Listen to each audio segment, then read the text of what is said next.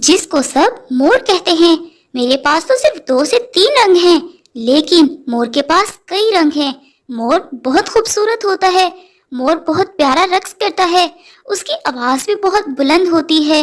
वो अपनी आवाज से जंगल में आने वाले खतरे से परिंदों को आगाह भी कर देता है। मेरे ख्याल में मोर ही सबसे खूबसूरत परिंदा है। तुम जाओ उसकी तलाश करो और उससे मुलाकात करके देखो कि तुम्हें कौन खूबसूरत लगता है। कालू कौवा तोता राजा की सारी बातें सुनकर फिर मोर को तलाश करने निकल गया और फिर कई जंगल में उसने मोर को ढूंढने का काम किया। वो एक खूबसूरत से जंगल में पहुंचा। वहां पर उसने देखा कि मोर घबराया झाड़ियों के पीछे छुपा हुआ था। जैसे ही कालू कौवे ने मोर को छुपते देखा तो फिर कालू कौवा मोर से कहने लगा, प्यारे मोर, तुम किस कदर खूबसूरत हो। मुझे तुमसे बात करनी है, मुझे तुम्हें देखना है। बाहर आओ। कालू कौवे की बात सुनकर मोर फौरन से बाहर आया और फिर कालू कौवे से कहने लगा, तुम मुझसे क्यों मिलना चाहते थे कालू कौवे? अब बताओ मुझे, मैं बाहर आ चुका हूँ। कालू कौवा फिर मोर से कहने लगा, कितने खूबसूरत हो। तुम्हारे परों में कितने ज्यादा रंग हैं। मुझे तुम्हारी खूबसूरती की वजह से तुमसे मिलना था। मैं बिल्कुल भी खूबसूरत नहीं हूँ। देखो, मैं काला हूँ। जैसे ही मोर ने कालू कौवे की ये बात सुनी और फिर वो कालू कौवे से कहने लगा, ओह प्यारे कौवे, अपनी इसी खूबसूरती की वजह से ही तुम्हें परेशान हूँ।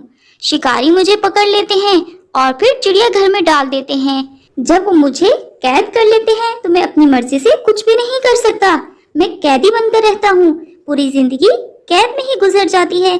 कालू कौवे, पहले मैं भी यही समझता था कि मैं बहुत खुशकिस्मत हूँ कि मैं इतना अच्छा रक्स करता हूँ, इतनी प्यारी मेरी आवाज है और मैं किस कदर खूबसूरत हूँ।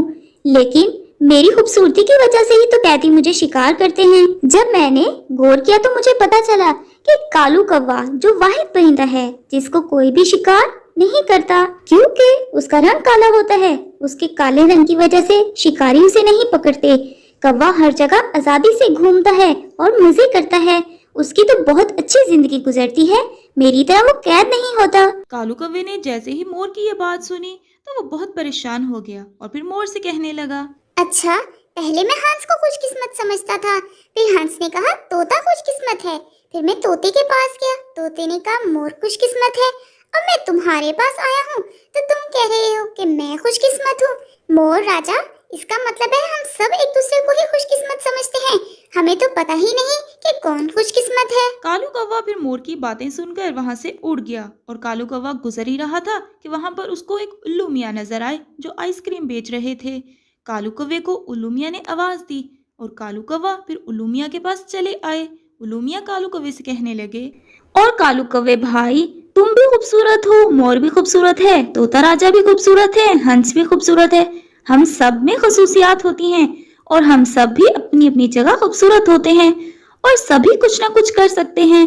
तुम्हें इस बात की फिक्र नहीं करनी चाहिए कि तुम काले हो और तुम्हारे में कोई भी खसूसियत नहीं। ये सुनकर कालू कौवा उल्लू मियाँ से कहने लगा, ये खसूसियात सब में होंगी। सभी खूबसूरत हैं, लेकिन ना ही मैं खूबसूरत हूँ और ना ही मेरे में खसूसियात हैं। कालू कौवे की बात सुनकर उल्लू मियाँ कालू कौवे से कहने लगे, कालू कौवे, जो कौवे होते हैं वो फहमो फरासत में बहुत तेज होते हैं और खतरा पहले से भांप लेते हैं।